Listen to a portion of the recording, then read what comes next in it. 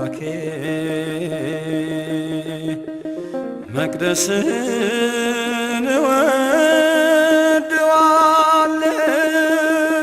በምዕራብ ጎጃም ዞን በባህር ዳር ዙሪያ ወረዳ ከሚገኙ የመስህብ ቦታዎች መካከል የእንቁርጢ አቡነ ገብረ መንፈስ ቅዱስ ቤተክርስቲያን የሚገኘው ከባህር ዳር አዴት ከተማ በሚወስደው የአስፓልት መንገድ ሲሆን ከባህር ዳር 15 ኪሎ ሜትር ርቀት ላይ በትራንስፖርት በመሄድ ቅንባባ ቀበሌ እንቁርጢ አቡነ ገብረ መንፈስ ቅዱስ በእግር 5 ደቂቃ መንገድ ያልሞላ ተጉዞ በ2001 ዓ.ም የተመሰረተ ታላቅ ገዳም ነው። ወደ ማደሪያ ልምጣ ማልጄ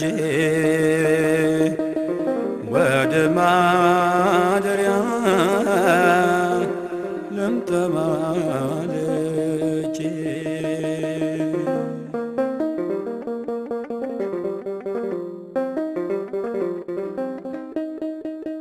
ቤተክርስቲያኗ አካባቢ የፈለቀው 44ቱ ፈዋሽ ዋሻ ተብሎ የሚገኝ ሲሆን እነዚህም የአቡነ ገብረ መንፈስ ቅዱስ የተከስተ የቅድስት ድንግል ማርያም፣ ቅድስት ኪዳነ ምሕረት፣ ቅዱስ ሚካኤል፣ ቅዱስ ገብርኤል፣ ቅዱስ ሩፋኤል፣ መጥመቀ መለኮት፣ ቅዱስ ዮሐንስ እንዲሁም ሌሎቹ ፈዋሽ ጸበሎቹ በዋሻው ውስጥ የሚገኙ ሲሆን በጸበሉም ከተለያዩ አካባቢ በተለያዩ በሽታዎች ተጠቅተው የሚመጡ